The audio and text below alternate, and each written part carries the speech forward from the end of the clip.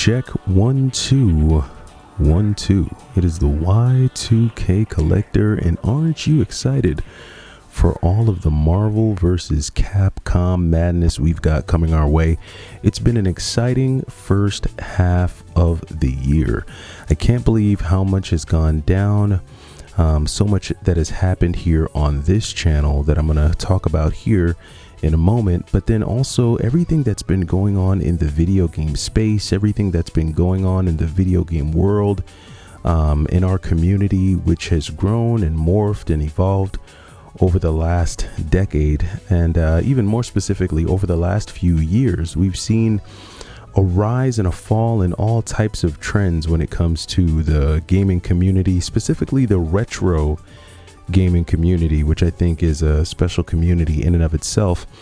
And within that retro community, you also have that subset of gamers who just can't get enough of their physical games. And so much has changed with how we go about sourcing that, and we're going to talk about that as well. So first thing that I want to just touch on real quick is just what's been going on with the channel. So it's amazing to say that we've actually hit 4,000 subscribers. So you guys got to give yourself a round of applause for that. I never thought, it was a goal of mine to actually hit, I think, 3,000 by the middle of the year, but we've actually surpassed that.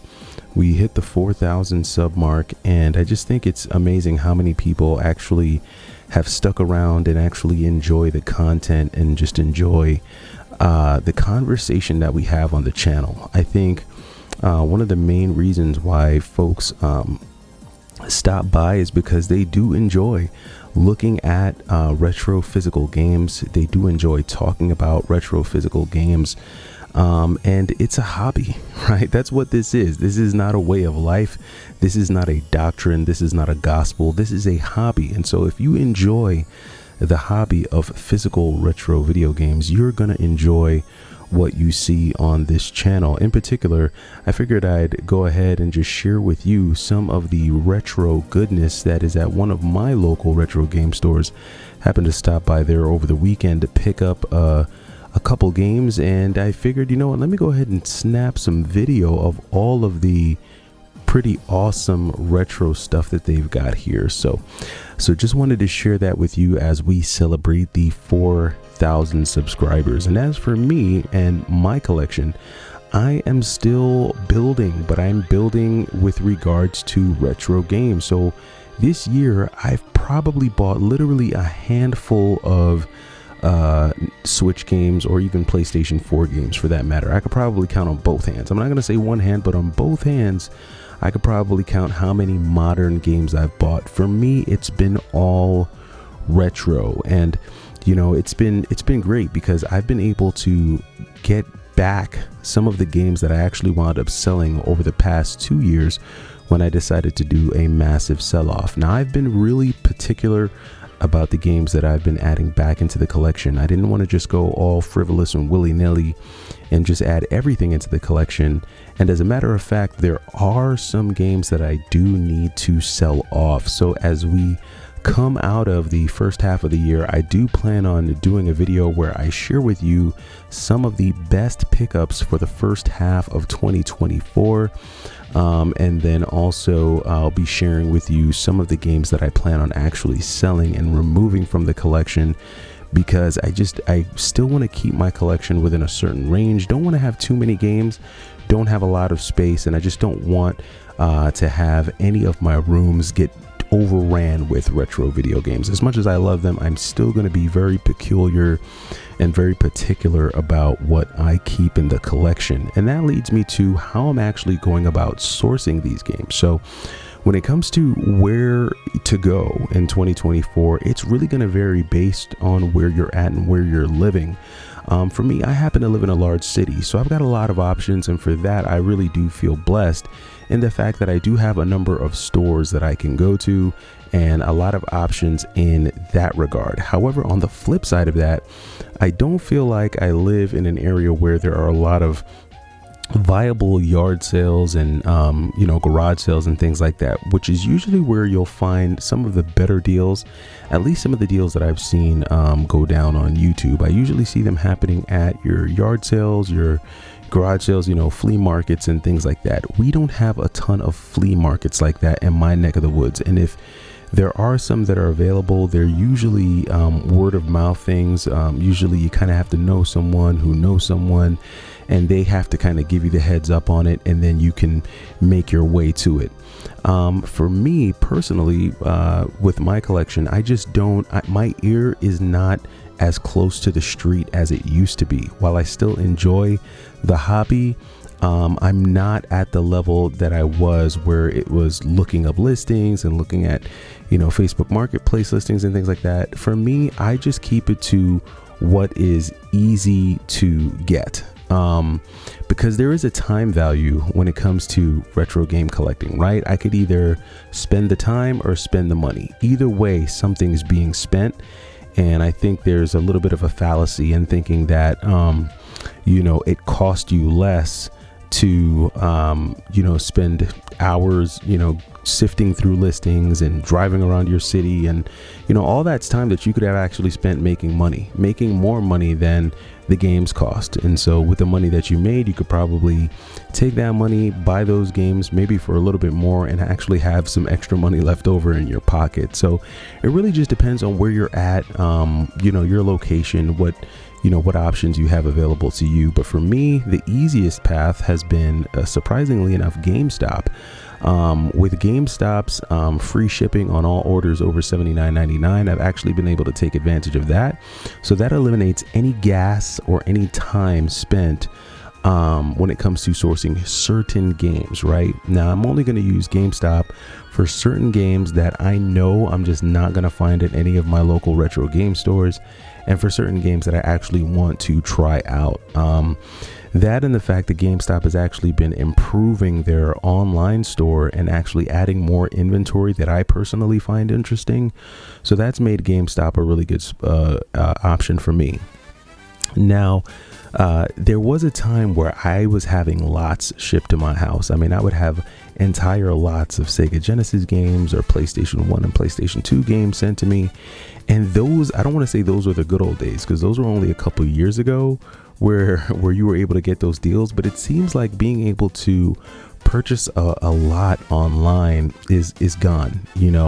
I remember being able to pick up an entire box of Sega Genesis games for like $60. And I mean, all complete in box, mint condition, just really good stuff. And I think that finding listings like that these days are really few and far between. The cat is out of the bag when it comes to the value of retro games. And so everybody really wants to get top dollar. And I do feel like there's this subset of the community that sits back and hopes that the retro gaming market will crash. And in a way, I would say I kind of fall into that category too, because there's a ton of games that I really do think are just overpriced. I'll give you an example. Elisa Dragoon. I want that game physically on the Sega Genesis. I do want an original copy of that game, but it's like 100 plus. It's like 150 to $200. And so a big part of me does want to see a collapse in retro game prices, just so that some of these games that I really want to play and experience do become more affordable. I think it's just really challenging to enjoy and engage in the hobby when prices are that high. But to be honest with you, I do not think that is coming. I do not think that there is a collapse on the way of any kind. I do think that unfortunately, retro gaming prices are going to stay where they're at for the foreseeable future. And I don't know what it's going to take for there to be a true, genuine collapse. Now, I've gotten a ton of comments on my channel where people have talked about they've hypothesized the different things that that would need to occur in order for prices to tank. But usually what I see is that really a generation has to get transition, right? A generation has to transition out of the hobby in order for prices to be large and wide, or largely impacted. And someone made the comment that once Generation X begins to sell off their collections, that's when you're going to start to see a decrease in prices. But I don't know if that's going to happen. And to be quite honest with you, I don't really know if I want to wait that long, years and years, for a game to drop, $20 in value, $30 in value. I mean, by the time 10 years passes, that $30 might really have about $5 in value thanks to inflation. Who knows, right? We're all guessing here, right? It's all hypothesizing here. But I say all that to say that if you know what you want to get and you're able to find it at a good deal, go get it. If you're in a space where you just don't have the disposable income to be wasting money on video games, which is perfectly understandable, perfectly normal, then don't do it. People spend money on a lot of things. There are a lot of people who eat out every night. They order food every night instead of cooking at home, or doing things that, are cheaper when it comes to buying food. But when you want to eat out, you eat out. Some people, they know they shouldn't spend $300 on a pair of sneakers, but they do it, right? Maybe, you can't afford that vacation, but you do it. So people are going to do what they want to do. That's my point. People are going to spend what they want to spend on the things that they want to spend their money on. And so that's never going to change, no matter how much we hope and pray and cry and whine. People are going to do what they want to do with their money. And it just so happens that the folks who engage in this hobby tend to have the resources in some way to be able to engage with it. And that leads me to where I think retro is going to go in the future. Where I see this thing going, I think it's going to continue, right? I think the community, the retro community, the physical retro community is going to continue to grow. I think that every generation that comes after us, there is a little bit of a intrigue with the things that have happened before, right? I wasn't born in the era of, say, Star Wars, right? But I'm still very much intrigued in the movies, in Lucasfilms. I'm very intrigued by the story, right? And these are things that were all before my time. There's music that was popular before I was even born, but I still go back and listen to those songs because you feel something from them, their quality. And I think quality is timeless, right? I wasn't born in the era of Stevie Wonder, but I love his music. I wasn't born in the era of the Rolling Stones, but I love their music. I wasn't a kid in those times, but because the music is so timeless, even today we go back and we listen to the music. We go back and we watch old movies, right? One of my favorite movies, Tombstone, before my time, right? There's old westerns that I watch. There's old kung fu movies that I watch. Movies that were way before my time, but I go back and I enjoy them because they're quality and there's something about them that grabs me. And I think there's a similar thing when it comes to video games and retro games. And I don't think that the interest in these things is going to be on a large scale. I don't think that there's going to be a large market that goes after these things. But I do think that there will be a large enough community and a large enough fan base for the hobby and for the excitement to remain viable and withstand the test of time. And I think a lot of people think about, the retro gaming community or retro gaming prices or values or whatever you want to call it. I think we take a very much like an all or nothing approach to it, right? It's like either everyone will care or no one will care. And I think a lot of that has to do with what happened during 2020 when it felt like everyone cared, when it felt like everyone was paying attention, when it felt like everyone was, into the hobby. But we all have to remember that there was a strong, thriving community around retro gaming way before 2020, way before 2019. Gaming conventions have been going on for a long time, and people have cared about these things, these games, for a very long time. I think what's changed over the past couple of years, obviously, is the prices. The the point of entry, right? It's not as easy to get into it because of how expensive it is. It's not as easy to enjoy it because of how pricey the hobby has become.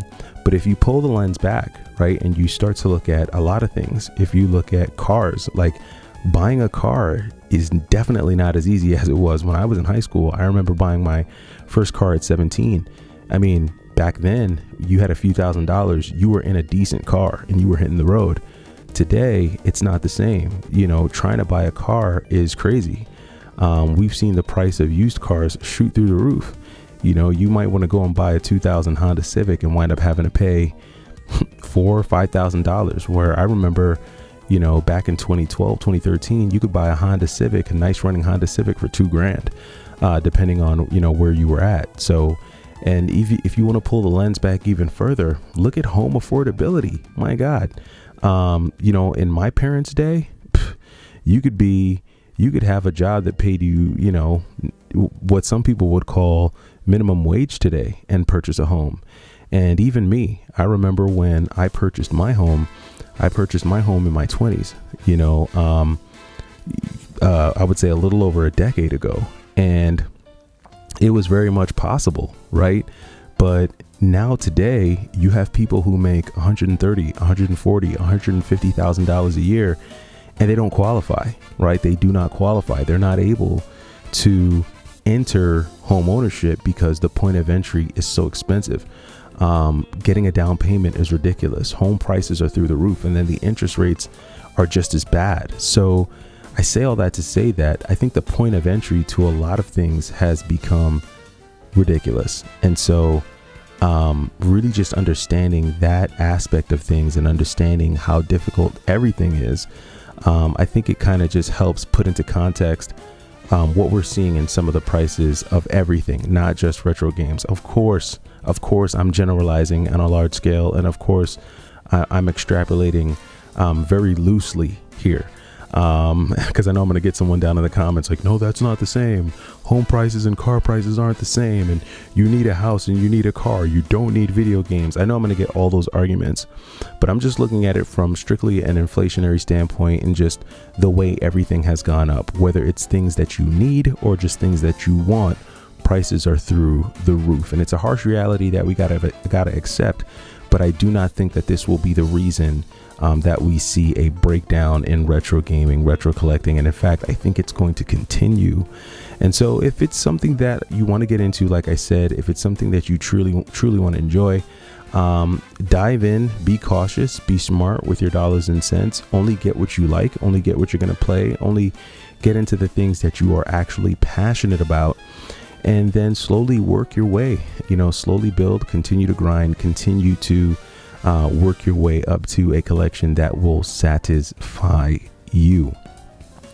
But that does it for me. It's been an amazing weekend. I'm looking forward to an amazing week. I'm going to be pumping out a ton of content for you guys this week. I'm going to be hitting the road, hitting a lot of stores. I am going to be doing some selling this week, possibly some trades. So I'll capture all that for you all. Again, a huge shout out to the Y2K community and the Y2K crew. We did it. We broke 4K, and I think that we'll probably hit 5K before the summer is over. And maybe, just maybe, we will hit, 8K before the year is over. So definitely appreciate everyone who's been following the channel. Definitely going to see some changes. I know I've been saying it. I sound like a broken record, but trust me, going into the second half of the year, fall, you're going to see some change ups in the content. Obviously the video games are always going to be the basis of what we do, but we're going to get a little deeper. We're going to have more broad conversations, and we're going to get into other things that I know that folks who play video games also care about. So really excited, glad for where we're going, and it's only going to get better. But that does it for me. I'm the Y2K Collector. Enjoy the rest of your evening. Take it easy.